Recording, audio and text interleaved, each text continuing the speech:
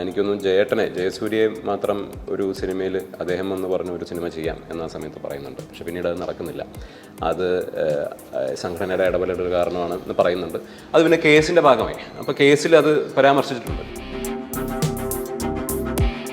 ഈ ഒരു ശത്രുപക്ഷം എന്ന് പറഞ്ഞ ആളുകളുടെ എണ്ണം കുറഞ്ഞെങ്കിലും കുറച്ച് പേരെങ്കിലും ബാക്കി ഉണ്ട്, അതിൻ്റെ പ്രശ്നങ്ങളുണ്ടെന്നാണ് അച്ഛൻ പറയുന്നത്. അച്ഛൻ്റെ അടുത്ത് നേരിട്ട് ചോദിക്കേണ്ട കാര്യങ്ങളാണ്. പക്ഷെ അച്ഛനെ വന്ന് കാണുകയോ സാർ ഇതാണ് അവസ്ഥ, ഞങ്ങൾ സാറിൻ്റെ കൂടെ അങ്ങനെ പറഞ്ഞ സപ്പോർട്ട് ഇവർ പലരും കൊടുത്തതായിട്ട് കണ്ടിട്ടുണ്ടോ?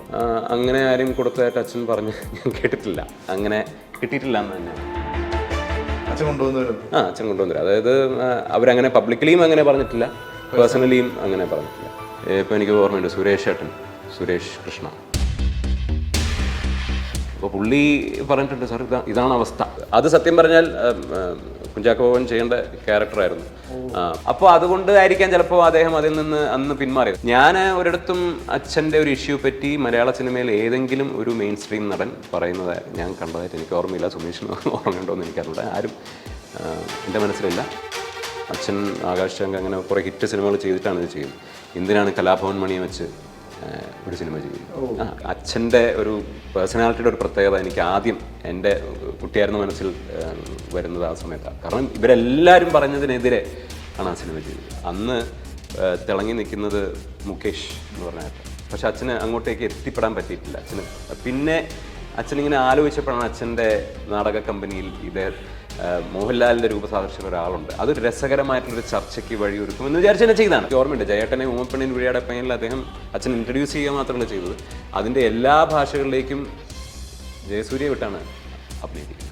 മയൂരി എന്ന് പറഞ്ഞ നടിയാണ് ഇതിനകത്ത് യക്ഷി എന്നുള്ള കാര്യമൊന്നും എനിക്കപ്പോൾ രജിസ്റ്റർ ആയിട്ടില്ല. പക്ഷേ നമ്മൾ ഷൂട്ട് ചെയ്യുമ്പോൾ പുള്ളിക്കാരി അവിടെ നിൽക്കുകയാണ്. അപ്പോൾ എൻ്റെ മനസ്സിൽ ഞങ്ങൾ അതിൻ്റെ ഓഫ് ഷൂട്ടിങ്ങിന് അല്ലാതെ സംസാരിക്കുമ്പോൾ എനിക്ക് അക്സെപ്റ്റ് ചെയ്യാൻ പറ്റുന്നില്ല ഇത് ഒരു യക്ഷിയല്ലാതെ യഥാർത്ഥ. കാരണം അങ്ങനെ കണ്ടിട്ടുള്ളൂ. പക്ഷെ അച്ഛൻ പറയുന്നത് ചില ആളുകൾക്ക് ഓപ്പർച്യൂണിറ്റി കൊടുക്കണം, അത് നമ്മൾ കൊടുത്തില്ലെങ്കിൽ എങ്ങനെയാണ് വരിക?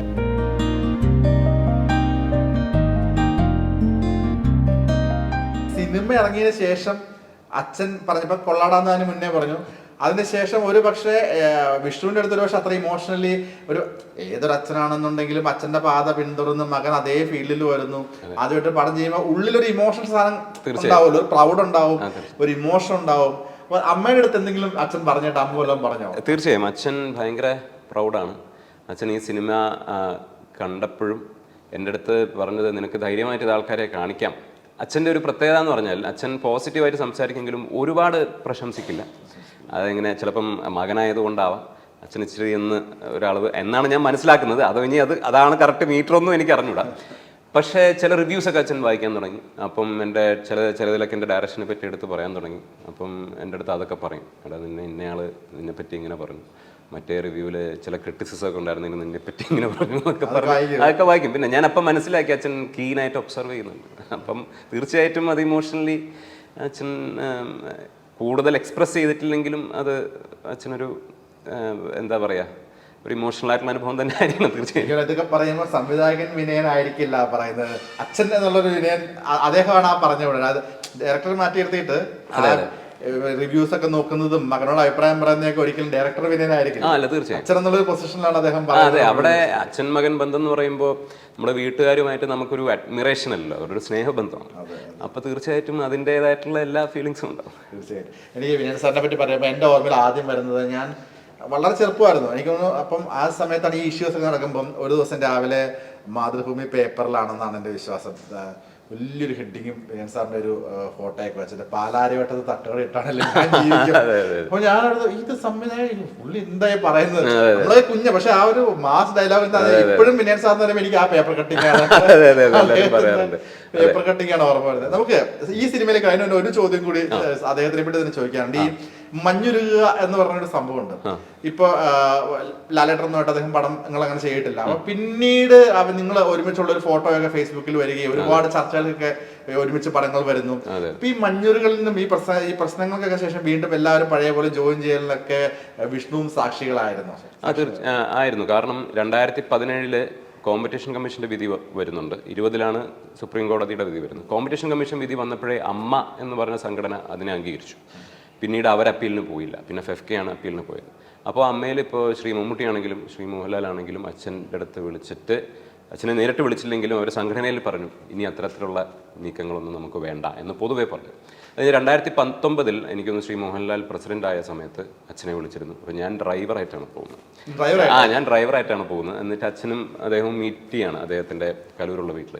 അത് കഴിഞ്ഞപ്പോൾ ഞാൻ പുറത്തുണ്ടെന്ന് പറഞ്ഞിട്ട് പുള്ളി എന്നെ അകത്ത് വിളിക്കുകയായിരുന്നു. അപ്പോൾ അവർ തമ്മിൽ സംസാരിച്ചത് അദ്ദേഹം പ്രസിഡന്റ് ആകുന്നത് കൊണ്ട് തന്നെ ഈ അച്ഛൻ്റെ അടുത്ത് പറഞ്ഞത് ഇനി നമുക്ക് ഏറ്റവും നല്ല രീതിയിൽ സൗഹൃദത്തോടുകൂടി തന്നെ പോവാം, തിരുത്തലുകൾ നടത്താം എന്നുള്ള രീതിയിൽ വളരെ രസകരമായിട്ടുള്ളൊരു മീറ്റിംഗ് ആയിരുന്നു. അത് കഴിഞ്ഞിട്ടാണ് പുള്ളി പറയുന്നത് നമുക്ക് ഒരു സിനിമ ചെയ്യാം, നല്ലൊരു കഥ, നമുക്ക് രണ്ടുപേരെയും ഇൻട്രസ്റ്റ് ചെയ്യിക്കുന്ന ഒരു കഥ വന്നാൽ അപ്പം ചെയ്യാം. കാരണം പുള്ളി പറഞ്ഞത് നമ്മൾ തമ്മിലൊരു സിനിമ ചെയ്യുന്നു എന്ന് പറയുമ്പോൾ അതൊരു വലിയ വിവാദം ആവുന്ന ഒരു കാര്യമായിരിക്കും. അപ്പം നമുക്ക് രണ്ടുപേർക്ക് ഏറ്റവും ഇൻട്രസ്റ്റിംഗ് ആയിട്ടുള്ള ഒരു സിനിമ വരുമ്പോൾ നമുക്ക് ചെയ്യാം.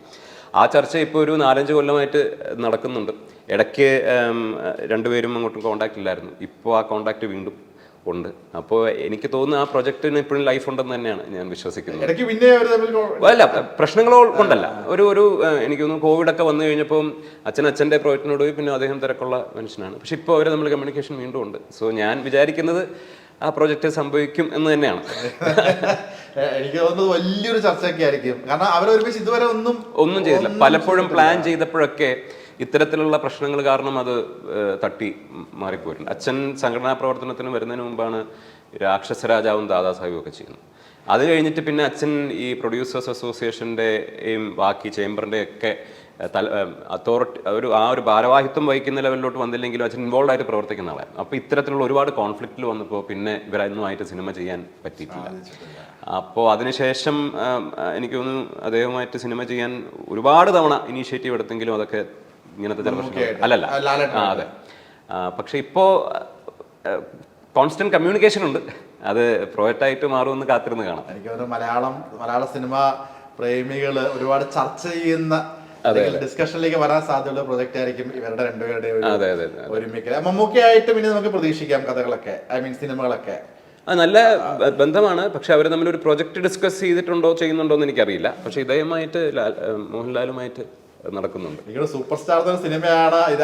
ആ ഒരു സിനിമയ്ക്ക് അത് ശരിക്കും പറഞ്ഞാൽ മദൻലാൽ എന്ന് പറഞ്ഞ ഒരാളെ കൊണ്ടുവരികയും അതാണ് ഇത്രയും ഗ്യാപ്പിന് തന്നെ വഴിവെച്ചത് അറിയുന്ന റീസൺ. അതെ, അവിടെ തൊട്ടേ ഒരു കൺഫ്യൂഷൻ ഉണ്ടായിട്ടുണ്ട്. അതായത് ഇത് മനഃപൂർവ്വം കളിയാക്കാൻ വേണ്ടി ചെയ്തതെന്നുള്ളൊരു തോന്നലുണ്ടായിരുന്നു. അച്ഛന് ആ സിനിമയിൽ എൻ്റെ അടുത്ത് പല ആൾക്കാരുടെ അടുത്ത് പറഞ്ഞു കേട്ടിട്ടുണ്ട്. അച്ഛൻ ആ സിനിമ ചെയ്യാൻ ഒരു സൂപ്പർ സ്റ്റാറിനെ കണക്കിരിക്കുന്ന ഒരു ബാർബറിൻ്റെ കഥ അന്ന് തിളങ്ങി നിൽക്കുന്നത് മുകേഷ് എന്ന് പറഞ്ഞായിട്ട്. പക്ഷെ അച്ഛന് അങ്ങോട്ടേക്ക് എത്തിപ്പെടാൻ പറ്റിയിട്ടില്ല. പിന്നെ അച്ഛനിങ്ങനെ ആലോചിച്ചപ്പോഴാണ് അച്ഛൻ്റെ നാടക കമ്പനിയിൽ മോഹൻലാലിൻ്റെ രൂപസാദൃശ്യം ഒരാളുണ്ട്, അതൊരു രസകരമായിട്ടുള്ളൊരു ചർച്ചയ്ക്ക് വഴിയൊരുക്കും എന്ന് വിചാരിച്ച് തന്നെ ചെയ്താണ്. പക്ഷെ അതൊരു ഇങ്ങനത്തെ ഒരു അവസ്ഥയിലേക്ക് പോകുന്നു വിചാരിച്ചില്ല. വിനയൻ സാറിന്റെ മകന് സംവിധാനം തന്നെയാണോ അതെയോ എളുപ്പം അത് അഭിനയമായിരിക്കും? അല്ല, എനിക്ക് 19-ാം നൂറ്റാണ്ടിൽ ഒരു ക്യാരക്ടർ ചെയ്തപ്പോഴാണ് എനിക്ക് അഭിനയം ഒന്ന് ട്രൈ ചെയ്താൽ കൊള്ളാമെന്ന് എനിക്ക് ബോധ്യമാവുന്നു. കാരണം ഞാൻ അതിനകത്ത് കുറേ എഫേർട്ട് ഇട്ടിരുന്നു. ക്യാരക്ടർ കുഴപ്പമില്ല എന്ന് കുറച്ച് പേര് വിളിച്ചു പറഞ്ഞു. ഞാനും സിജു വിൽസണും കൂടെയാണ് ഞങ്ങൾ ഒരുമിച്ച് ട്രെയിൻ ചെയ്യുന്നതും ഇതൊക്കെ. അപ്പോൾ എനിക്ക് ഈ പരിപാടി ഇഷ്ടപ്പെട്ടു. അത് കഴിഞ്ഞിട്ട് ഞാൻ ആക്ട് ചെയ്യാൻ ട്രൈ ചെയ്യുന്നത്. പക്ഷേ എൻ്റെ സ്വപ്നം ഇതാണ്. അച്ഛൻ്റെ കൂടെ ഞാൻ AD ആയിട്ട് വർക്ക് ചെയ്യുന്നുണ്ട്, ബാക്കി എല്ലാ മേഖലയിലും ബിഹൈൻഡ് ദ ക്യാമറ വർക്ക് ചെയ്യുന്നുണ്ട്. അപ്പോൾ അങ്ങനെ ഒരു ഓപ്പർച്യൂണിറ്റി വന്നപ്പോൾ ഞാൻ പിന്നെ പെട്ടെന്ന് അവരെയൊന്നും ചിന്തിച്ചില്ല. കാരണം ഇതാണ് എനിക്ക് ചെയ്യണം എന്നുള്ളൊരു തോന്നൽ തന്നെയായിരുന്നു. അപ്പോൾ ഇനി അങ്ങോട്ട് മുന്നോട്ട് പോകുമ്പോൾ എനിക്ക് അടുത്തൊരു പ്രൊജക്റ്റ് ഇപ്പോൾ വന്നിരിക്കുന്നത് ആക്ട് ചെയ്യാനുള്ളൊരു പ്രൊജക്റ്റാണ്. പക്ഷേ ഞാൻ കഥകൾ കേൾക്കുന്നുണ്ട്, കഥകൾ തേടി പോകുന്നുണ്ട്. അടുത്ത ഇതിലും ബെറ്റർ ആയിട്ടൊരു സിനിമ ചെയ്യണം. അപ്പം എനിക്ക് കുറച്ചുകൂടെ എന്താ പറയുക ഇൻവോൾവ് ആയിട്ട് ചെയ്യണം എന്നൊക്കെയുള്ള ആഗ്രഹമുണ്ട്. അപ്പോൾ എനിക്ക് തോന്നുന്നു എൻ്റെ പ്രയോറിറ്റി ഏതാണെന്ന് ചോദിച്ചാൽ എന്നെ കൂടുതൽ അടുപ്പിക്കുന്നത് ഫിലിം മേക്കിംഗ് എന്ന് പറയുന്ന സെക്ഷനിലാണ്. പക്ഷേ ആക്ടിങ് എന്ന് പറയുന്നത് ഇതുപോലെ തന്നെ ബുദ്ധിമുട്ടുള്ള ജോലിയാണ്. പക്ഷെ ആ ബുദ്ധിമുട്ടുകൾ വേറെ രീതിയിലാണ്.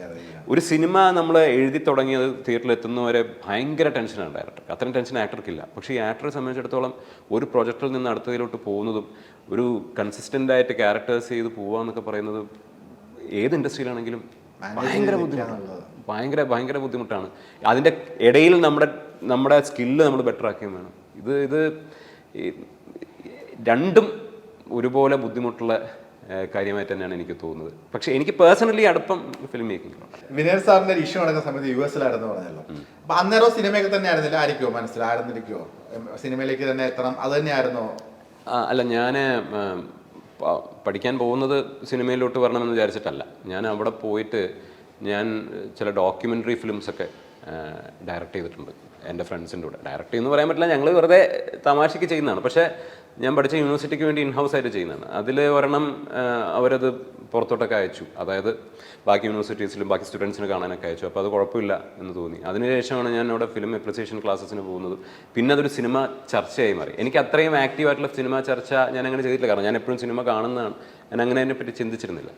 അത് കഴിഞ്ഞിട്ടാണ് എനിക്ക് ഈ താല്പര്യം വരുന്നത്. പക്ഷെ ആ സെയിം സമയത്താണ് അച്ഛൻ്റെ ബാനും അത്തരം പ്രശ്നങ്ങൾ നടക്കുന്നത്. അപ്പോൾ ഞാൻ ഇമോഷണലി അച്ഛനായിട്ട് അടുക്കുന്നുണ്ട്, ഈ പ്രശ്നങ്ങളായിട്ട് അടുക്കുക. സിനിമ നമ്മുടെ മനസ്സിലോട്ടായി കയറി. അപ്പോൾ ഇത് രണ്ടും ഒരുമിച്ച് സംഭവിക്കുമ്പോഴാണ് എനിക്ക് സിനിമ ചെയ്യാം എന്നുള്ളൊരു താല്പര്യം. അത് സിനിമ ചെയ്യാമെന്ന് വെച്ചാൽ സിനിമയിൽ പ്രവർത്തിക്കാം ഏത് രീതിയിലാണെങ്കിൽ പോലും, അല്ലെങ്കിൽ അച്ഛൻ്റെ കൂടെ നിൽക്കണം എന്നൊക്കെ ചിന്തിച്ചിട്ട് ഞാൻ ഇങ്ങോട്ട് വരുന്നത്. അത് ഞാൻ സത്യം പറഞ്ഞാൽ ബ്രേക്ക് ഓഫ് ചെയ്തിട്ട് വരികയാണ്. കാരണം ഇവിടെ അച്ഛനും അമ്മയ്ക്കും അതിലൂടെ യാതൊരു താല്പര്യം ഉണ്ടായിരുന്നില്ല, കാരണം ഈ പ്രശ്നങ്ങൾ നിലനിൽക്കുന്നതുകൊണ്ട് തന്നെ. പക്ഷെ ഞാൻ പോകുന്നു, ഞാൻ പിന്നെ അച്ഛൻ്റെ ഡിസ്ട്രിബ്യൂഷൻ കമ്പനിയിൽ ഓഫീസിലിരുന്നിട്ടാണ് ആദ്യം പണിയൊക്കെ ചെയ്ത് ഇൻഹൗസ് ആയിട്ട് ചെയ്യുന്ന വിഷ്ണു പഠിച്ചത്. ഞാൻ എയറോസ്പേസ് എഞ്ചിനീയറാണ്. അപ്പോൾ അവിടുത്തെ അവർക്ക് വേണ്ടിയിട്ട് ചെയ്യുന്ന അല്ല, അവിടുത്തെ ഇന്റർനാഷണൽ സ്റ്റുഡൻസ് അസോസിയേഷന് വേണ്ടി ചെയ്ത ഒരു ഇതായിരുന്നു. അപ്പം അവിടെ കുറച്ച് മലയാളികളൊക്കെ ഉണ്ടായിരുന്നു. അപ്പോൾ അവരൊക്കെ നോക്കുമ്പോൾ ഞാൻ വിനയൻ്റെ മകനാണ്, ഇവനെ കൊണ്ട് ഡയറക്റ്റ് അപ്പം ഞാൻ അങ്ങനെയൊക്കെ പറഞ്ഞ് എന്നെ ഇതിലോട്ട് തള്ളിയിടുന്നത്. പക്ഷെ ഇട്ട് കഴിഞ്ഞപ്പോഴത്തേക്ക് ഞങ്ങൾ അത് ഭയങ്കര രസകരമായിട്ടുള്ളൊരു ഒരു ഒരു സംഗതിയായിരുന്നു. അങ്ങനെ ചെയ്താൽ ഈ അച്ഛൻ്റെ കൂടെ എപ്പോഴും ലൊക്കേഷനിലൊക്കെ പോയിട്ടുണ്ടാവില്ല. ഇപ്പൊ ഐ മീൻ സിനിമയിലേക്ക് എൻട്രി വന്നതിന് മുന്നേ ഒക്കെ ലൊക്കേഷൻ പോയിട്ടുണ്ടാവില്ലേ? അതൊക്കെ ശരിക്കും ഒരു പക്ഷേ ഹെൽപ്ഫുൾ ആയിട്ടുണ്ടാവും ഈ ചെയ്യാറല്ലേ? അതെ, അത് എനിക്ക് സെറ്റ് കണ്ടിട്ടുള്ളൊരു പേടിയോ പരിഭ്രമമൊന്നും ഉണ്ടായില്ല. കാരണം ഞാൻ ചെറുപ്പം തൊട്ടേ പോയിട്ടുണ്ട്. ഞാൻ കല്യാണ സൗന്ദര്യത്തിലും എൻ്റെ കൊട്ടാരത്തിലും ഷൂട്ടിംഗ് കാണാൻ പോയത് കൊണ്ട് ദിലീപേട്ടൻ്റെ ചെറുപ്പവേഷം കുട്ടിക്കാലത്ത് റോൾ ചെയ്തിട്ടുണ്ട്. കല്യാണ സൗന്ദര്യത്തിലകത്തൊരു 3-4 ഷോട്ടേ ഉള്ളൂ. അനുരാഗ് കൊട്ടാരത്തിൽ ഒരു ഫുള്ള് പാട്ടിൽ തന്നെയുണ്ട്. അനുരാഗ് കൊട്ടാരം തുടങ്ങുന്ന ആ പാട്ട് അത് വിഷ്ണു ഞാനാണ്.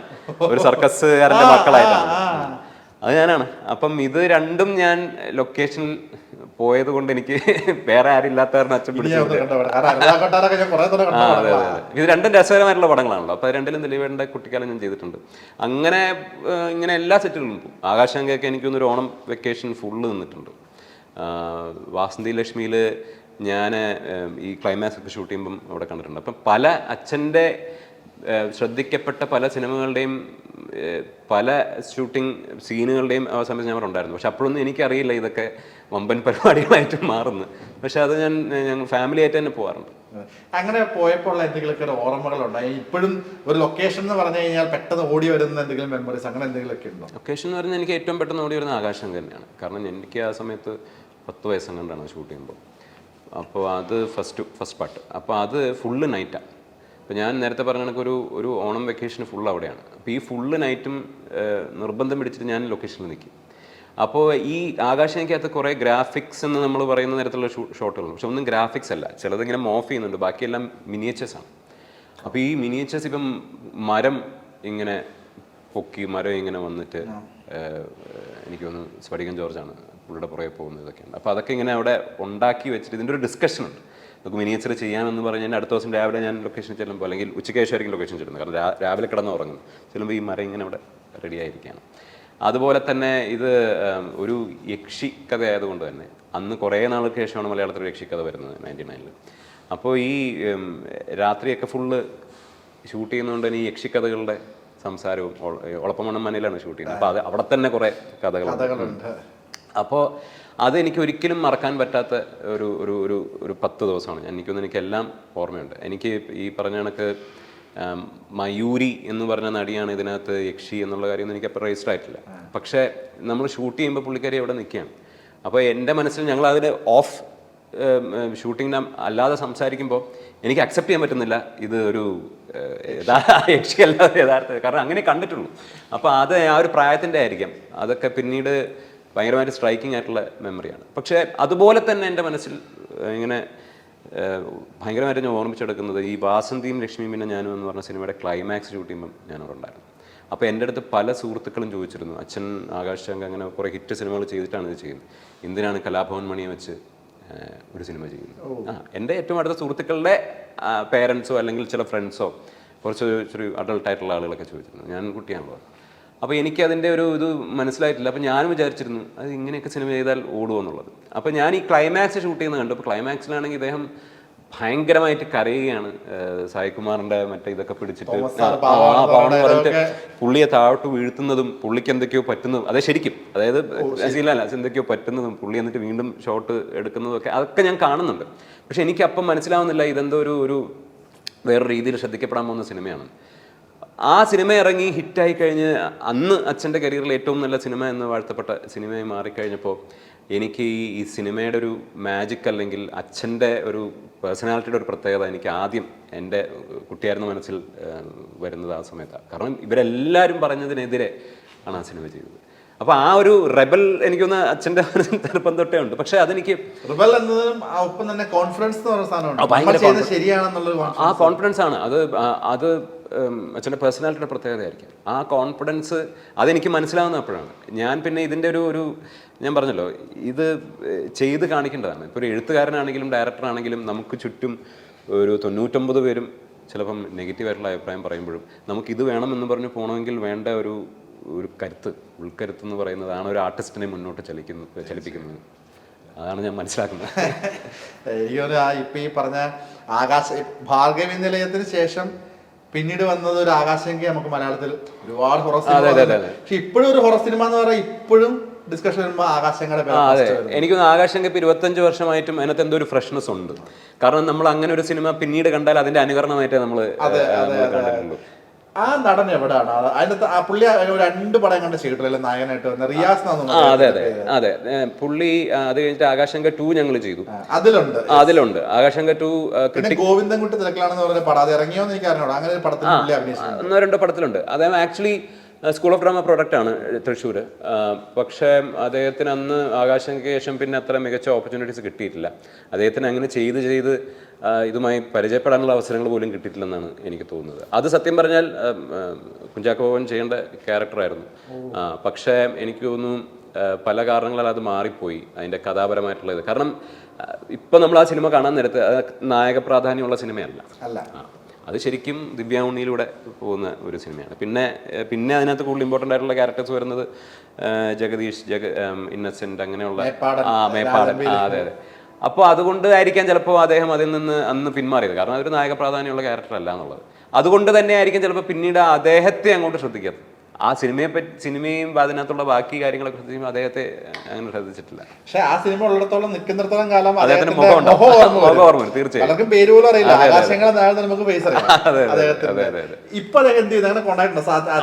ആകാശങ്ക 2 അദ്ദേഹം ഒരു ക്യാരക്ടർ ചെയ്തിരുന്നു. അപ്പോൾ ആകാശങ്ക 2 ശേഷം അദ്ദേഹം ഏതോ ഒരു സിനിമയിലൊക്കെ അഭിനയിച്ചിട്ടുണ്ട്. എനിക്ക് കറക്റ്റായിട്ട് അറിയില്ല. അദ്ദേഹത്തിന്റെ വൈഫ് ഒരു സിംഗറാണ്. അപ്പോൾ കോണ്ടാക്റ്റിലുണ്ട്. പത്തനംതിട്ടക്കാരനാണ്. ഈ സൗഹൃദങ്ങളെ പറ്റി ചോദിക്കുമ്പോൾ ഇപ്പം എനിക്ക് ഈ ആകാശങ്ക 2 അദ്ദേഹം വന്നു എന്ന് പറഞ്ഞാൽ എനിക്ക് പെട്ടെന്ന് ഓർമ്മ വന്നത് അച്ഛൻ്റെ തന്നെ പടത്തിൽ കൂടെ വന്നതാണ്. അദ്ദേഹം ഇതിൽ പള്ളിയിലച്ഛൻ്റെ ക്യാരക്ടർ ചെയ്തേക്കുന്ന ശിവതയുടെ മുരളി. എനിക്ക് ശിവതയും ആ സിനിമയിൽ കൂടെ തന്നെ അല്ല ശിവത ആ സിനിമയിലൂടെ അല്ല. ശിവത എനിക്കൊന്ന് ഫാസിൽ സാറിന്റെ ഫിലിമിലൂടെയാണ് ലിവിംഗ് ടുഗദർ അതുവഴിയാണ് വരുന്നത്. അത് വിനയായിട്ടൊരു സൗഹൃദത്തിന്റെ പേരിലാണോ മുരളി ഇതിനകത്ത് അഭിനയിക്കുന്നത്? എങ്ങനെയായിരുന്നു ആ ഒരു സൗഹൃദമാണോ അതെയോ മുരളി ഒരു വലിയ ഗ്യാപ്പിന് ശേഷമാണെന്ന് തോന്നുന്നു? അതെ. എനിക്കൊന്ന് ഇത് കണക്ക് അച്ഛൻ കൊണ്ടുവന്ന നടന്മാരിൽ അധികം ക്യാരക്ടേഴ്സ് കിട്ടാത്ത കുറച്ച് ആൾക്കാരിൽ ഒരാളാണ് മുരളി. പക്ഷെ മുരളിയിൽ ഒരു പൊട്ടൻഷ്യൽ ആക്ടർ ഉണ്ടെന്ന് എനിക്ക് തോന്നിയിട്ടുണ്ട്. പക്ഷേ മുരളിക്ക് അങ്ങനെ അധികം വേഷങ്ങൾ ചെയ്യാൻ പറ്റിയിട്ടില്ല. മുരളി പിന്നെ അസിസ്റ്റന്റ് ഡയറക്ടറായിട്ട് വർക്ക് ചെയ്യായിരുന്നു. അപ്പോൾ തമിഴ് സിനിമകളിലാണ് കൂടുതൽ ഫോക്കസ് ചെയ്യുന്നത്. അപ്പോൾ ഈ ശിവതയെ ഇതിനകത്ത് കാസ്റ്റ് ചെയ്യുന്നുണ്ട് ആദ്യം ഒരു ക്യാമിയോ വേഷം. ശിവത മുമ്പ് പോലീസ് ഓഫീസർ ചെയ്തിട്ടില്ല. അപ്പോൾ ഈ ക്യാമിയോ ആണെങ്കിലും കുഴപ്പമില്ല ചെയ്യാമെന്ന് പറഞ്ഞു. അത് കഴിഞ്ഞിട്ടാണ് ഞങ്ങൾ ഈ സീൻ എടുക്കുന്നതിന് മുമ്പായിട്ടാണ് ഈ കാസ്റ്റിംഗ് ചെയ്യുന്നത്, ഈ പള്ളിയിലച്ഛൻ്റെ വേഷം. അപ്പോൾ ഞങ്ങളുടെ മനസ്സിൽ എനിക്കും അഭിലാഷനും കോണ്ടാക്ട് ഉണ്ട് മുരളിയായിട്ട്. അപ്പം ഞാൻ വെച്ചൊരു സജഷനാണ് നമുക്ക് മുരളിയെ വെക്കാം എന്നുള്ളത്. അപ്പം മുരളിക്ക് ഭയങ്കരമായിട്ടൊരു ആഗ്രഹമുണ്ട് പുതിയ ക്യാരക്ടേഴ്സ് ചെയ്തു വരണമെന്ന്. പക്ഷേ ആ ഒരു അവസരങ്ങൾ കിട്ടുന്നില്ല. പരിചയമുള്ളത് കൊണ്ട് തന്നെ കൊടുത്തതാണ്. മുരളി അത് മോശമാക്കാതെ ചെയ്തിട്ടുമുണ്ട്. അപ്പം അതെ മുരളിക്ക് ഒരു മെച്ചോർഡായിട്ട് അദ്ദേഹം ചെയ്തിട്ടുണ്ട്. പിന്നെ അങ്ങനെ ഒരുപാട് പേർക്ക് എനിക്ക് ചാൻസ് കൊടുക്കാൻ ഒന്നും പറ്റിയിട്ടില്ല. കാരണം ഇത് എൻ്റെ ഫസ്റ്റ് സിനിമയാണ്. അപ്പം ഞാൻ എൻ്റെ സുഹൃത്തുക്കൾക്കോ അങ്ങനെയുള്ള ആൾക്കാർക്കോ ഇപ്പം അവസരം കൊടുക്കാൻ പറ്റുന്ന ഒരു മൂവി ഇതായിരിക്കില്ല. ചിലപ്പം പിന്നീട് എനിക്ക് സിനിമകൾ ചെയ്യാൻ പറ്റുവാണെങ്കിൽ അത് കണ്ടിന്യൂ ചെയ്യണമെന്നുണ്ട്. അല്ല അത് അച്ഛൻ അല്ല സുമേഷിന് അറിയാലോ, അച്ഛൻ്റെ ഒരു ഫിലോസഫി തന്നെ അതാണ്, പുതിയ ആളുകൾക്ക് കൊടുക്കണം. ചില മേജർ ക്യാരക്ടേഴ്സ് തന്നെ പുതിയ ആളുകൾക്ക് കൊടുക്കാറുണ്ട്. എനിക്ക് ഓർമ്മയുണ്ട് 19-ാം നൂറ്റാണ്ടിലും അതിന് മുമ്പുള്ള സിനിമകളൊക്കെ ചില ക്യാരക്ടേഴ്സ് പറയുമ്പോൾ അത് ഇന്നയാൾക്ക് ചെയ്യണ്ടേ എന്നുള്ള ഡിസ്കഷൻസ് വരും. പക്ഷെ അച്ഛൻ പറയുന്നത് ചില ആളുകൾക്ക് ഓപ്പർച്യൂണിറ്റി കൊടുക്കണം, അത് നമ്മൾ കൊടുത്തില്ലെങ്കിൽ എങ്ങനെയാണ് വരിക എന്ന് പണ്ട് തൊട്ടേ ചിന്തിക്കുന്ന ഒരാളാണ്. ചിലപ്പോൾ അച്ഛൻ അങ്ങനെ സിനിമ ചെയ്ത് ഹിറ്റ് മേക്കർ ആയതിനു ശേഷമായിരിക്കും ചിലപ്പോൾ ആ കോൺഫിഡൻസ് വന്നതെന്ന് എനിക്കറിയില്ല. അതിപ്പോഴും അച്ഛൻ ചിന്തിക്കുന്നുണ്ട്. അപ്പം അച്ഛൻ കൊണ്ടുവന്നിട്ടുള്ളതായിട്ടുള്ള ഒരുപാട് ആക്ടേഴ്സായിട്ട് എനിക്കും സ്വാഭാവികമായിട്ട് കമ്മ്യൂണിക്കേഷൻ ഉണ്ടല്ലോ. പക്ഷേ എനിക്ക് അവർക്കെല്ലാം കൊടുക്കാൻ പറ്റും. എനിക്ക് ഇന്നയാളെ വേണമെന്ന് ഈ പടത്തിൽ ഞാൻ നിർബന്ധിച്ചിട്ടില്ല.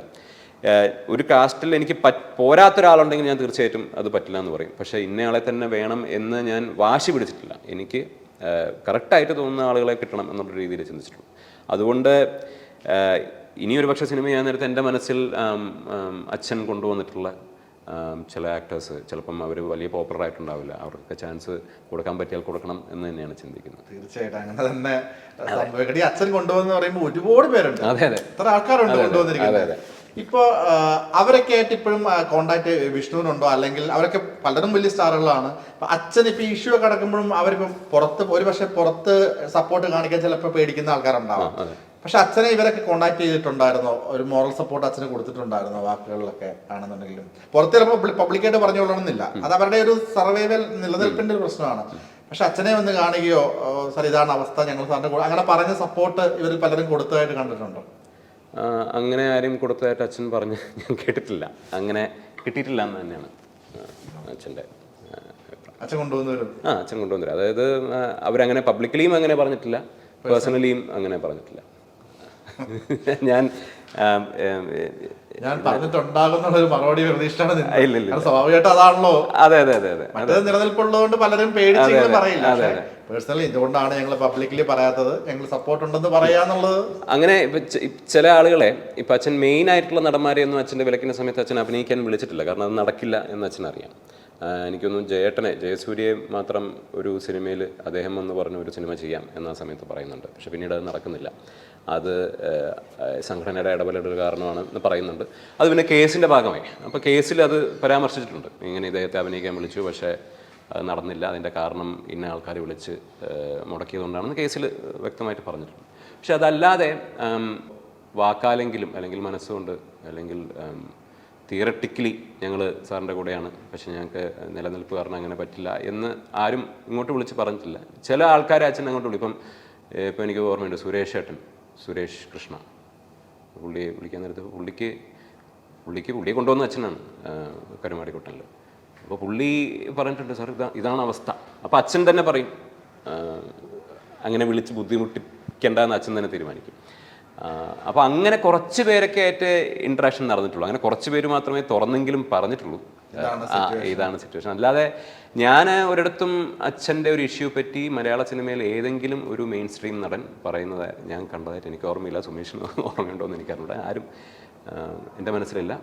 പ്രൈവറ്റായിട്ടും അങ്ങനെ ആരും വിളിച്ച് പറഞ്ഞതായിട്ടോ അല്ലെങ്കിൽ അങ്ങനെ ഒരാൾ സപ്പോർട്ട് ചെയ്തതായിട്ട് ഇല്ല. അതേസമയം അങ്ങനെ വലിയ അവസരങ്ങൾ കിട്ടാത്ത നടന്മാരും ടെക്നീഷ്യൻസും ഒക്കെ അച്ഛൻ്റെ കൂടെ നിന്നിട്ടുണ്ട്. അതിൻ്റെ കാരണം എന്ന് പറഞ്ഞാൽ അവർക്ക് ഒരു പക്ഷേ അവർക്കും സിനിമകളും ബാക്കി കാര്യങ്ങളൊന്നും ഇല്ലാത്തത് കൊണ്ടാവാം, എനിക്കറിയില്ല. പക്ഷേ അല്ലാത്തവരൊന്നും അങ്ങനെ പേഴ്സണലി പോലും സപ്പോർട്ട് ചെയ്തതായിട്ട് എനിക്കങ്ങനെ ഓർമ്മയിലില്ല. ഈ വിലക്കിന്റെ സമയത്ത് അച്ഛൻ എത്ര സിനിമ ചെയ്തിട്ടുണ്ട്? 4-5 സിനിമകൾ ചെയ്തിട്ടില്ല. വിലക്കിന്റെ സിനിമ. അതെ അതെ. അതിനകത്ത് എനിക്ക് തോന്നുന്നു അതിന്റെ രസകരമായിട്ടുള്ള കാര്യം വെച്ചാൽ ഒന്ന് യക്ഷിയും ഞാനുമാണ്, പിന്നെ രഘുവിന്റെ സ്വന്തം റസിയ, ഡ്രാക്കുള, ലിറ്റിൽ സൂപ്പർമാൻ. ഇതിനകത്ത് ലിറ്റിൽ സൂപ്പർമാൻ മാത്രമാണ് സാമ്പത്തികമായി പരാജയപ്പെട്ടത്. ഡ്രാക്കുള വലിയ വിജയമായിരുന്നു. ഡ്രാക്കുളയുടെ ഡിസ്ട്രിബ്യൂഷൻ സമയത്ത് ഞാൻ ഇവിടെ ഉണ്ടായിരുന്നു. പേര് തന്നെ അത്രയും വർഷം. അതെ അതെ. അപ്പൊ ആ സിനിമ ക്രിട്ടിക്കലി പരാജയമായിരുന്നെങ്കിലും കൊമേഴ്ഷ്യലി ഭയങ്കര വിജയമായിരുന്നു. കാരണം 3D സിനിമ വരുന്നു. അന്ന് 3D സ്ക്രീൻ കെട്ടിയാണ് കളിക്കുന്നത് കേരളത്തിലെങ്ങ. ആദ്യത്തെ ഒരു 45 തിയേറ്ററിലും കൊണ്ട് റിലീസ് ചെയ്തിട്ടുള്ളൂ. കാരണം അത്രയും 3D സ്ക്രീനാണ്. പക്ഷെ ഒരു 1 വീക്ക് ഹൗസ്ഫുൾ ആയിട്ട് പോയി. 1 വീക്കല്ല 2 വീക്സ് ഹൗസ്ഫുൾ ആയിട്ട് പോയി. അപ്പം ആ വിജയം അച്ഛനെ ഈ പറയുന്ന പ്രശ്നങ്ങൾക്കിടയിൽ സാമ്പത്തികമായിട്ട് പിടിച്ചു നിർത്താൻ സഹായിച്ചു. അതും കൂടെ വേണമല്ലോ, അല്ലെങ്കിൽ നമുക്ക് ഈ കോൺഫിഡൻസ് മാത്രം ഉണ്ടായിട്ട് കാര്യമില്ല. നമ്മൾ അച്ഛൻ ഫിനാൻഷ്യലി ഭയങ്കര ഡിസിപ്ലിൻഡ് ആയിട്ടുള്ള ആളാണ്. അച്ഛൻ അങ്ങനെ കാശ് അങ്ങനെ കളഞ്ഞിട്ടില്ല ഒരു രീതിയിലും. അച്ഛൻ ഇൻവെസ്റ്റ് ചെറുതായിട്ടെങ്കിലും ചെയ്തിട്ടുണ്ട്. അപ്പോൾ അതൊക്കെ അച്ഛനെ ഇങ്ങനെ താങ്ങി നിർത്താൻ സഹായിച്ചിട്ടുണ്ട്. അല്ലെങ്കിൽ നമ്മൾ സാമ്പത്തികമായിട്ടും കൂടെ ഒരുപാട് തളർന്നു പോയിരുന്നെങ്കിൽ സ്വാഭാവികമായിട്ടും സ്ഥിരം സിനിമ ചെയ്തുകൊണ്ടിരിക്കുന്ന ഒരു സാമ്പത്തിക അവസ്ഥയല്ല. എന്നാലും അത് ഉള്ളതും കൂടെ കൊണ്ട് ഇങ്ങനെ എന്താ പറയുക, ഇങ്ങനെ ഒരു ലൈം ലൈറ്റിൽ ഡയറക്ടറായിട്ട് നിൽക്കാൻ അച്ഛന് പറ്റുന്നുണ്ട്. അച്ഛനൊരു സിനിമകൾ അച്ഛന് സ്വന്തമായിട്ടെങ്കിലും ഓൺ ചെയ്യാൻ അച്ഛന് പറ്റുന്നുണ്ട്.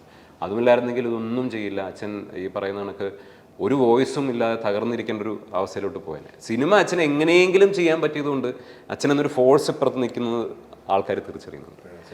സാധാരണക്കാര് ആ സിനിമയുടെ മേന്മ അല്ലെങ്കിൽ പോരായ്മകളെ പറ്റിയൊന്നും ചിന്തിക്കാതെ അച്ഛനെ സപ്പോർട്ട് ചെയ്തിട്ടുണ്ട്. അത് കഴിഞ്ഞ് അതുകൊണ്ടാണല്ലോ പിന്നീട് അച്ഛൻ ഈ ചാലക്കുടിക്കാരൻ ചങ്ങാതി ചെയ്യുമ്പോഴും ഈ 19-ാം നൂറ്റാണ്ട് ചെയ്യുമ്പോഴും ഒക്കെ അതിന് സാമാന്യം ഭേദപ്പെട്ട തിയേറ്റർ ഷെയർ വരുന്നുണ്ട്. അത് സാധാരണക്കാർ കൂടെ നിൽക്കാതെ വരണം.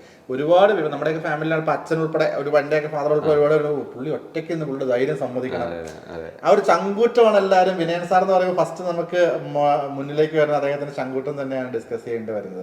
ഇപ്പൊ എപ്പോഴെങ്കിലും ഇപ്പൊ സിനിമ ആഗ്രഹിക്കുന്ന സമയത്ത് ഈ വിലക്കുകൾ ഈ പ്രശ്നങ്ങളൊക്കെ ഉള്ളപ്പോൾ അച്ഛനോട് അല്ലെങ്കിൽ അച്ഛന് തോന്നിയിട്ടുണ്ട് ഇപ്പം അച്ഛന്റെ ഒരു നിലപാടുകൾ മകന്റെ കരിയറിന് ദോഷമായി ബാധിക്കുന്ന എങ്ങനെ ഒരു ഡിസ്കഷൻ പോലും അങ്ങനെ തോന്നിയിട്ടുണ്ട്? ഇല്ല, അച്ഛൻ അതിനെപ്പറ്റി സംസാരിച്ചിട്ടുണ്ട് എൻ്റെ അടുത്ത്. അച്ഛൻ്റെ അടുത്ത് പറഞ്ഞത് അങ്ങനെ നിനക്കെതിരെ ഒരു പ്രശ്നം ഉണ്ടാവില്ല എന്നാണ് എൻ്റെ അടുത്ത്. അങ്ങനെ ഞാൻ എക്സ്പെക്ട് ചെയ്യേണ്ടിയിരുന്നു. ഞാൻ എക്സ്പെക്ട് ചെയ്തിരുന്നില്ല. അപ്പം ഞാൻ ആദ്യമായിട്ട് ഹിസ്റ്ററി ഓഫ് ജോയ് എന്ന് പറഞ്ഞ സിനിമയിൽ അഭിനയിക്കുന്നുണ്ട്. അതിനകത്ത് അതെ, വിഷ്ണു ഗോവിന്ദൻ്റെ. അപ്പം അതിനകത്ത് കുറച്ച് മെയിൻ സ്ട്രീം ആക്ടേഴ്സൊക്കെ ഉണ്ട്. അത് ടെക്നീഷ്യൻസ് വരുമ്പോഴൊന്നും അവർക്കും അങ്ങനത്തെ പ്രശ്നങ്ങളൊന്നുമില്ല. പിന്നീട് അച്ഛൻ്റെ കോടതി വിധി വന്നതിന് ശേഷം അച്ഛനും മെയിൻ സ്ട്രീം ടെക്നീഷ്യൻസും ഇവരൊക്കെ ആയിട്ട് വർക്ക് ചെയ്യുന്നുണ്ടല്ലോ. അപ്പോൾ എനിക്ക് തോന്നുന്നു സിനിമയിൽ പ്രവർത്തിക്കുന്ന ആളുകൾക്ക് ഇപ്പോൾ അങ്ങനെ ഒരു ഇഷ്യൂ ഇല്ല. എനിക്ക് നേരെ ഉണ്ടാവുന്ന ഞങ്ങൾ അങ്ങനെ പ്രതീക്ഷിക്കുന്നില്ല, അങ്ങനെ ഉണ്ടായിട്ടുമില്ല. പിന്നെ മുന്നോട്ടുള്ള പോക്കിലും അത് അങ്ങനെ തന്നെയാവുമെന്നാണ് വിചാരിക്കുന്നത്. അച്ഛനും ഇനിയിപ്പോൾ ഈ ഒരു ശത്രുപക്ഷം എന്ന് പറഞ്ഞ ആളുകളുടെ എണ്ണം കുറഞ്ഞെങ്കിലും കുറച്ച് പേരെങ്കിലും ബാക്കി ഉണ്ട്, അതിൻ്റെ പ്രശ്നങ്ങളുണ്ടെന്നാണ് അച്ഛൻ പറയുന്നത്. അച്ഛൻ്റെ അടുത്ത് നേരിട്ട് ചോദിക്കേണ്ട കാര്യങ്ങളാണ്. പക്ഷേ ഒരു വലിയ വിഭാഗം ആളുകൾ അച്ഛൻ്റെ സിനിമയിൽ വർക്ക് ചെയ്യണമെന്നും മെയിൻ സ്ട്രീമിൽ നിൽക്കുന്നവർ തന്നെ അച്ഛൻ്റെ സിനിമകളെ സപ്പോർട്ട് ചെയ്യണമെന്നും ഒരു ചിന്തയിലോട്ട് ഇപ്പോൾ വന്നിട്ടുണ്ടെന്നാണ് മനസ്സിലാക്കാൻ കഴിയുന്നത്. ഇനി മുന്നോട്ട് ഇപ്പൊ അഭിനയിക്കാൻ വേണ്ടിയിട്ടാണ് വരുന്നത്, സിനിമകൾ വരുന്നു എന്ന് പറയുന്നു, ഐ മീൻ ഡയറക്ഷൻ നോക്കുന്നുണ്ടെന്ന് പറയുന്നു. അപ്പോൾ അച്ഛൻ്റെ ഒരു അടുത്ത സിനിമകളെ പറ്റിയുള്ള ഡിസ്കഷനൊക്കെ വീട്ടിൽ വരാറുണ്ട്. കാരണം മലയാളികൾ എപ്പോഴും അദ്ദേഹത്തിന്റെ സിനിമ എന്ന് പറയുമ്പോൾ നമുക്ക് എന്തെങ്കിലും ഇല്ലാണ്ട് അദ്ദേഹം ഒരു സിനിമ ചെയ്യുക. കാരണം അദ്ദേഹം ചെയ്ത എല്ലാം, ഇപ്പൊ ഈ ലിറ്റിൽ സൂപ്പർമാൻ ഒക്കെയാണ് ഞാൻ കാണാത്തൊരു സിനിമ. ബാക്കി ഓൾമോസ്റ്റ് എല്ലാ സിനിമകളും നമ്മൾ കണ്ടിട്ടുണ്ട്. അദ്ദേഹം കൊണ്ടുവന്ന നടന്മാർ ഒരുപാട് പേരുണ്ട്. അപ്പൊ അദ്ദേഹത്തിന്റെ ഇനി അടുത്ത സിനിമകൾ ഏതൊക്കെ ആയിരിക്കും വരുന്നത്? അച്ഛന് ആക്ച്വലി ഈ അത്ഭുത ദ്വീപിൻ്റെ 2ാം ഭാഗം കഴിഞ്ഞ കൊല്ലം തൊട്ടേ ചർച്ച നടക്കുന്നുണ്ട്. അതിൻ്റെ ഒരു ഡ്രാഫ്റ്റ് ഒക്കെ എഴുതുന്നുണ്ട്. പിന്നെ വേറെ 1-2 പ്രോജക്റ്റും ഒക്കെ മനസ്സിലുണ്ട്. പക്ഷെ അച്ഛൻ കഴിഞ്ഞ കുറേ മാസങ്ങളായിട്ട് പറയുന്നത് അച്ഛന് സിജു വിൽസനെ വെച്ചിട്ടൊരു സിനിമയും കൂടെ ചെയ്യണം. അതിൻ്റെ കാരണം 19-ാം നൂറ്റാണ്ട് നല്ല രീതിയിൽ പോയി, അതിന് നല്ല അഭിപ്രായം കിട്ടി. സിജു വിൽസനെ പറ്റി നല്ല അഭിപ്രായം പറഞ്ഞു. അദ്ദേഹത്തിൻ്റെ ട്രാൻസ്ഫോർമേഷനൊക്കെ ഇവിടെ വലിയ രീതിയിൽ ചർച്ചയായി. പക്ഷേ സിജു അച്ഛൻ വിചാരിച്ച കണക്ക് സിജു ഒരു സ്റ്റാർ ആയിട്ടില്ല. അതായത് അച്ഛൻ കൊണ്ടുവന്ന നടന്മാരുടെ ഒരു ലെവൽ വെച്ച് നോക്കാൻ നേരത്ത് അങ്ങനെ ആയിട്ടില്ല. എന്നാൽ സിജു വളരെ പ്രഗത്ഭനായിട്ടുള്ള നടനാണെന്ന് അച്ഛൻ വിശ്വസിക്കുന്നുണ്ട്. അദ്ദേഹത്തിന് ഇനിയും ആ രീതിയിൽ മാറാൻ കഴിയുന്ന അച്ഛൻ വിശ്വസിക്കുന്നുണ്ട്. അപ്പോൾ ഒരു ചരിത്ര സിനിമയോ അങ്ങനെ പീരിയഡ് സിനിമ ചെയ്യണമെന്നല്ല, സിജുവിനെ വെച്ചിട്ട് സിജുവിൻ്റെ ആ ഒരു പൊട്ടൻഷ്യൽ ഉപയോഗിക്കുന്ന ഒരു സിനിമയും കൂടെ ചെയ്യണം. അപ്പോൾ അതിൻ്റെ ശ്രമത്തിലാണ് അച്ഛൻ. അപ്പം ആ സിനിമയും കുറച്ച് ബഡ്ജറ്റ് ആവുന്നതാണ്. അത് ഹിസ്റ്റോറിക്കൽ ഫിലിം ആയതുകൊണ്ടല്ല ബഡ്ജറ്റ് ആവുന്നത്, പക്ഷേ അതിൻ്റെ ഒരു സാമാന്യം ബഡ്ജറ്റ് ആവുന്നതാണ്. അപ്പോൾ അതിന് ഒരു ലിമിറ്റിനപ്പുറത്തേക്ക് ബഡ്ജറ്റ് കിട്ടാൻ പാടാണ്. അപ്പോൾ ആ ഉദ്യമത്തിലാണ് അച്ഛൻ. അത് കഴിഞ്ഞ ദിവസം അച്ഛൻ പബ്ലിക്കായിട്ട് പറയുകയും ചെയ്തു. അപ്പം സിജുവിനും അതുണ്ട്. സിജുവിന് പിന്നീട് ചെയ്യുന്ന സിനിമകളിൽ അങ്ങോട്ടൊരു ഇത് കിട്ടുന്നില്ല. അപ്പോൾ അതിൻ്റെ കഥയായിട്ടുണ്ട്, അതിൻ്റെ തിരക്കഥയും ഏതാണ്ട് പൂർത്തിയായിട്ടുണ്ട്. പിന്നെ സിജു കേട്ടിട്ട് ഇപ്പോൾ ഒരു 6-7 മാസമായിട്ടുണ്ടല്ലോ. സിജു അതിങ്ങനെ ഇപ്പം നടക്കും. അപ്പോൾ അച്ഛൻ്റെ എനിക്ക് തോന്നുന്നു ആസ് എ ഡയറക്ടർ, ഞാൻ നേരത്തെ പറഞ്ഞ കണക്ക് പുതിയ ആളുകളെ കൊണ്ടുവരിക മാത്രമല്ല, പുതിയ ആളുകളെ കൊണ്ടുവന്നിട്ട് പുഷ് ചെയ്ത് നമ്മളൊരു സ്ഥലത്ത് എത്തിക്കണമല്ലോ. എനിക്ക് ഓർമ്മയുണ്ട് ജയേട്ടനെ ഉമ്മപ്പെണ്ണിൻ വിഴിയാടെ പയ്യനിൽ അദ്ദേഹം അച്ഛൻ ഇൻട്രൊഡ്യൂസ് ചെയ്യുക മാത്രമല്ല ചെയ്തത്, അതിൻ്റെ എല്ലാ ഭാഷകളിലേക്കും ജയസൂര്യ വിട്ടാണ് അഭിനയിപ്പിക്കുന്നത്. അതെ, കോൺഷ്യസ് ആയിട്ട് ചെയ്യുന്നതാണ്. അത് തമിഴിലും ജയസൂര്യായിരുന്നു, അതിൻ്റെ കന്നഡയിലും അദ്ദേഹമായിരുന്നു. പിന്നെ അങ്ങനെ അപ്പോൾ ഇത് ഒരു നടനെ ഒരു സിനിമ ചെയ്ത് ഹിറ്റായി അദ്ദേഹത്തിൻ്റെ മുഖം എല്ലാവരും അറിയുന്നതിനപ്പുറത്തേക്ക്, അദ്ദേഹത്തിന് അടുത്ത ചാൻസ് കിട്ടുന്നതിനപ്പുറത്തേക്ക് സാമ്പത്തികമായിട്ടും ഭയങ്കരമായിട്ട് ഗുണം ചെയ്യുന്നതാണ്. അപ്പോൾ അത് അച്ഛൻ കോൺഷ്യസ് ആയിട്ട് ചെയ്യുന്നുണ്ട്. ചെന്തിൽ, ചാലക്കുടിക്കാരൻ ചങ്ങാതിയിൽ വന്ന ചെന്തിലിനെ അച്ഛൻ്റെ എല്ലാ പടത്തിലും ഒരു സീനെങ്കിലും അച്ഛൻ കൊടുക്കുന്നുണ്ട്. അതെ. വലിയ സീരിയസ് സീനുകളൊക്കെ അദ്ദേഹത്തിലേക്ക് ചെയ്യുന്നു. ഒരു മെയിൻ സ്ട്രീം നടനായി അദ്ദേഹം ശരിക്കും പറഞ്ഞത്. അതുപോലെ അനൂപേട്ടനെ കൊണ്ടുവന്ന് കാട്ട് ചെമ്പകത്തിൽ അദ്ദേഹത്തിന് എവിടെ നിൽക്കുന്നു. എത്ര പേരാണല്ലേ? അതെ, ഒരുപാട് പേരുണ്ട്. എണ്ണിയാൽ തീരില്ല. അപ്പം ഞാൻ ഇപ്പോൾ ഒരു മകൻ എന്ന രീതിയിൽ ആണ് അച്ഛനെ കുറിച്ച് പറഞ്ഞതെങ്കിലും ആസ് എ ഡയറക്ടർ എനിക്കിതൊക്കെ ഭയങ്കര ഇൻട്രസ്റ്റിംഗ് ക്വാളിറ്റീസ് ആയിട്ട് തോന്നി. അപ്പോൾ എനിക്കും അതൊക്കെ ചെയ്യാൻ പറ്റണമെന്ന് ഞാൻ ആലോചിക്കാറുണ്ട്. എസ്പെഷ്യലി ഇങ്ങനെ പുതിയ ആളുകൾക്ക്. ഇപ്പോഴെന്ന് പറഞ്ഞാൽ അച്ഛൻ്റെ കാലഘട്ടം കണക്കല്ല. ഇപ്പോൾ ഒരുപാട് പുതിയ സംവിധായകർ പുതിയ ആളുകളെ വെച്ച് സിനിമ ചെയ്യുന്നുണ്ട്. അതിൻ്റെ ഉള്ളൊരു സ്ഥിതി വിശേഷം ഒരു അറ്റ്മോസ്ഫിയർ ഉണ്ട്. പണ്ട് അങ്ങനെയല്ല. പണ്ട് ഒരു ഭയങ്കര ഫൈറ്റാണ്. ഇപ്പൊ നമുക്ക് കണ്ടന്റ് ഉണ്ടെങ്കിൽ പ്രേക്ഷകർ കാണുന്ന നമുക്കൊരു വിശ്വാസമുണ്ട്. അച്ഛന്റെ എന്ത് ക്വാളിറ്റീസ് ആയിരിക്കും വിഷ്ണുവില് കിട്ടിയിട്ടുണ്ടാവുക? ആരെങ്കിലും പറഞ്ഞിട്ടുണ്ടോ? അല്ല, അതെനിക്കറിയില്ല. ഞാൻ പൊതുവേ അച്ഛൻ സംസാരിക്കുന്ന എല്ലാം കാര്യങ്ങൾ തുറന്നു പറയുന്നതാണ്. ഞാൻ കുറച്ച് ഇൻട്രോവേർട്ടാണ്. ഞാൻ അങ്ങനെ സംസാരിക്കില്ല, പെട്ടെന്ന് അടുക്കാറില്ല ആളുകളുമായിട്ട്. പക്ഷേ ഞാൻ സംസാരിക്കുമ്പോൾ ഇങ്ങനെ സംസാരിക്കും. ഞാൻ അങ്ങനെ ഒന്നും ചിന്തിക്കാറില്ല എന്ന് വെച്ചാൽ ചിന്തിക്കും. പക്ഷേ എനിക്ക് തോന്നുന്നു നമ്മൾ ഓണസ്റ്റായിട്ട് സത്യസന്ധമായിട്ട് കാര്യങ്ങൾ പറഞ്ഞാൽ നമുക്കൊന്നും പേടിക്കണ്ട എന്ന് വിശ്വസിക്കുന്ന ആൾ തന്നെയാണ് ഞാൻ. അത് ഇപ്പം അച്ഛൻ ഇപ്പോൾ നമ്മൾ കാണുന്നത് 10-35 വർഷമായിട്ട് സിനിമയിൽ നിന്ന് അതിനു മുമ്പ് ചെറിയ രാഷ്ട്രീയ പാരമ്പര്യമുള്ളൊരു മനുഷ്യനാണ്. ഞാൻ അങ്ങനെയുള്ള ആളൊന്നുമല്ല. ഞാൻ വളരെ കൺവെൻഷണൽ ആയിട്ടുള്ള, ഞാൻ ഇവിടെ പഠിച്ചു, പിന്നെ വിദേശത്ത് US-ലൊക്കെ പോയി, നമ്മുടെ നാട്ടിൽ കോളേജിൽ പോലും പഠിച്ചിട്ടില്ല. അങ്ങനെ ഒരു വലിയ ഫയർ ബ്രാൻഡ് വ്യക്തിത്വമൊന്നുമല്ല ഞാൻ. പക്ഷേ എനിക്ക് തോന്നുന്നു ഞാൻ സംസാരിക്കാൻ നേരത്തെ ഞാൻ അങ്ങനെ മറയില്ലാതെ സംസാരിക്കാൻ എന്നെ കൊണ്ട് കഴിയുമെന്ന് വിശ്വസിക്കുന്ന ആളാണ് ഞാൻ. പക്ഷേ അത് കുറച്ച് എങ്കിലും കിട്ടിയിട്ടുണ്ട്. അല്ലാതെ എനിക്ക് അറിഞ്ഞൂടാ. പക്ഷേ ഞാൻ കമ്പയർ ചെയ്യല്ല. എനിക്കങ്ങനെ ഓണസ്റ്റായിട്ട് ത്രൂ ഔട്ട് ഇരിക്കണം, എന്ത് അവസ്ഥ വന്നാലും എന്നാണ് ഞാൻ ആഗ്രഹിക്കുന്നത്. അതാണ് ഞാൻ അച്ഛനിൽ നിന്ന് എനിക്ക് കിട്ടണമെന്ന് ആഗ്രഹിക്കുന്ന ക്വാളിറ്റി. വിഷ്ണു, അപ്പോൾ നമ്മൾ ഒരുപാട് നേരം സംസാരിച്ചു. വിഷ്ണുവിൻ്റെ തുടർ സിനിമകളും അച്ഛനും ലാലേട്ടനുമായിട്ടുള്ള ഒക്കെ സിനിമകളും ഉടൻ സംഭവിക്കട്ടെ. തൊടുന്നെല്ലാം പൊന്നാവട്ടെ. വളരെ വെരി മച്ച്. Thank you.